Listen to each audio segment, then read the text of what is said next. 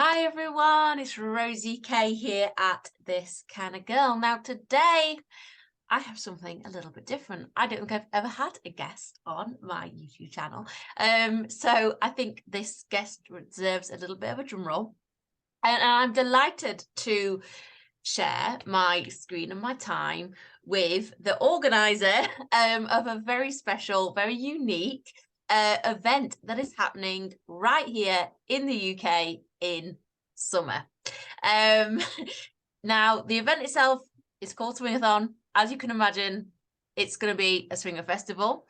But if you're kind of sat there thinking, what on earth is a swinger festival? What's expected? What's going to happen? When's it happening? I wanted to get one of the organisers on board to talk to you guys and girls all about it. So I would like to introduce Matt from Swingathon. Welcome to my YouTube channel. First of all, I've got to say this. Is it a sex festival? Because that's where my mind went when I first heard the word swingathon. Not at all, if I'm honest. That's one of the main questions that we get asked, Yeah. and not at all. It is just like just a normal music festival, just a normal festival for like-minded people that all want to get all in the same field, all for 4 days together. Yes, okay, there is sex goes on in the background, but it is not in your face and it's not expected. So you do whatever you want and do as much as you feel comfortable with. So yeah, there's some people that are really out there, some people that are really shy, and everybody comes together in the end type of thing. Okay, because again, when I've been talking to people about this and I've met people at events and they've kind of heard of it and they've said to me, is it a sex festival? Is it like a mass kind of, orgy essentially over like the course of 4 days? But no, that's not what it is at all, right? No, it's kind of just like go to a club night and you can have stand at the bar and have a drink and have a good time and have a dance, or you can get really involved and be as naughty as you want. So it's exactly the same as that, just an outdoor setting. Like we have all play tents and like areas where it's a bit more discreet, areas where it's open. But it's just like a club set, but it's outside. But it's outside. Okay, that's fine. Now, I know by looking at the website and also my own investigation, there is camping. And part of the experience is to camp and stay there. But what if you're not big on camping? Are there any other options? Yeah, so we have it's basically like these TP type yurts, which basically we hire them in. We basically hire 50 every year. People just pay for them. It's basically all of them are all set up. They've all got 4 beds in, which you can make either one double and then 2 singles, or even like last year I pushed all 4 together, to be fair, to make one big bed. But all the lighting's in there. There's some pillars, some rugs, some mirrors and bits and bobs. And it's just a good way where people can literally just roll up, just kind of chuck the sleeping bag in there, and then they're good to go. So it takes all the pain away of having to try and set up a tent in the wind and the rain. And Well, I hope there won't be wind and rain. I hope there won't be, but oh, no. I do quite like the idea of kind of rocking up and it's already made. Because although other people have asked me this, like, oh my God, is it camping? That is kind of where my mind went as well. Because I'm not a camping kind of girl, but it sounds like you've got that covered. So I hope that puts people's mind at ease. It's just an easy option and it's a nice option because, like I say, it's less things to actually like bring and set up and whatever else. It's just easy. It's nice. You're then to tell you the smart little things as well. Like to tell you the warm and just comfortable. Okay. Yeah. So now we all know that very often within the swinger lifestyle, when you see kind of clubs and parties advertised, and your mind automatically thinks, oh, I think that's for couples, or is it couples only? Or people think that because they're single, they can't attend, or there's not a way in for them. Is that the case with Swingathon? What can we expect? No. So we've always worked on a 1-in-3 ratio, so 3 couples to 1 single guy, just so it doesn't become too overwhelming with single guys. So that's kind of show that they work on in a club as well. Yeah, it's generally sort of 1 in 3 ratio. Now, generally, if we have, last year we had 400 people, less than 100 of those were single guys, which have been for the last sort of 2-3 years now anyway. So yeah, that's how we kind of work out the ratio. So it's not too overwhelming on the single guy side, but there's something there if that's your thing. And what about single women? Because as a single woman myself, I must admit it is a little bit daunting, the thought of going to a festival for, you know, that amount of days. So what advice would you give to single women attending Swingathon? Then I was actually just looking this morning on the stats. We've got 16 single women booked in. Most of those have all been messaging us like all scared and all nervous type. But then a couple of them now as well.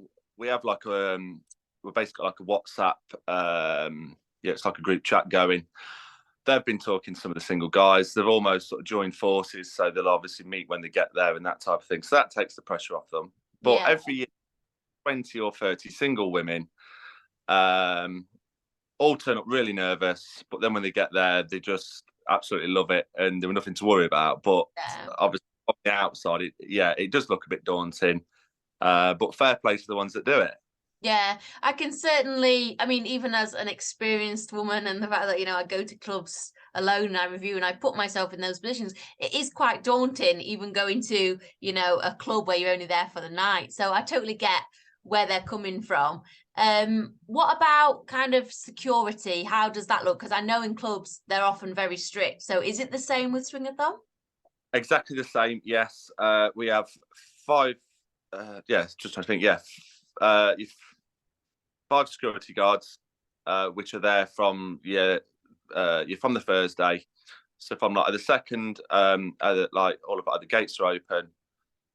It's 24/7. So it's fair. They're walking around, obviously checking people, you know, making sure people are not trying to get in from the outside, all that sort of stuff. They're there 24/7 on the info tent just to be watching over things and whatever else. So it is really secure, to be honest. In the last 2 years, we've never had any problems at all. So hopefully that stays. But no, that's a big thing for people that obviously want to feel, let's say safe. And it's fair. It works well. Okay. That's good. That's good to hear, because it's always a concern of mine. It's always something which people ask me, and it's always something which can't be overlooked. And sometimes when there's no security or they're quite lax, it is a worry, even if you're part of a couple or an experienced person. It is still a worry when there's not that kind of, you know, that visual presence. So that's very good to hear. So, one thing go on. We did do was, because we kind of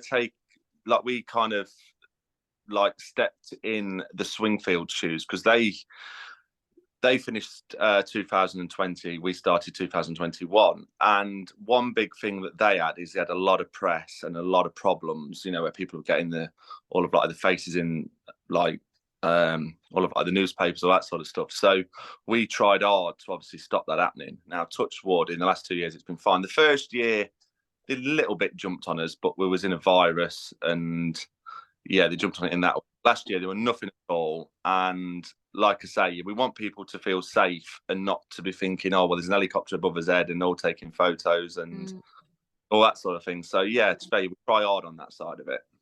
Okay, because again, like it's same with a club. Most clubs, pretty much all clubs I've been to, and yourself probably, you know, there's no phones, you have to lock your phone away, definitely no video, because for some people, I am definitely the minority in that I am the you know, living, breathing, speaking face of swinging. But for 99% of people, they are not comfortable having any kind of you know, association with it, essentially on a public platform. So you know, I do get where people are coming from, because it is a concern for many people. Yeah. I mean, to be fair, everybody all kind of respects that rule as well. You know, there's no phones in the main arena. Everybody all respects that. I've never had to tell anybody off that is either taking a photo or like I'm a video of anybody, you know. So like people are all on the same page when they get there, you know. all of them all want the same things, and obviously that's just to be safe and have fun. Yeah. Well, Matt, it has been an absolute pleasure. If you want to remind people the dates of Swingathon and where can they find out more information about your event? So the date for this year is the 20th of July to 23rd of July. If you go on to Swingathon, basically that's where like all of like the tickets are, all the glamping's there, all of like the extras as well. And yeah. Lovely. So thank you very much. I think you're going to be joining us again for another chat all about Swingathon and what to look forward to. But it's been an absolute pleasure chatting to you and finding out more about it. If you would like more information, guys and girls, do please hit the description right down there in the video. You can find out the links to the Swingathon website.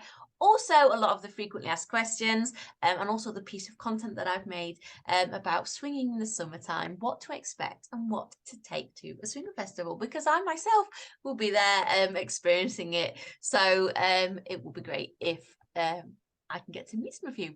So thank you very much, and I shall see you all next time.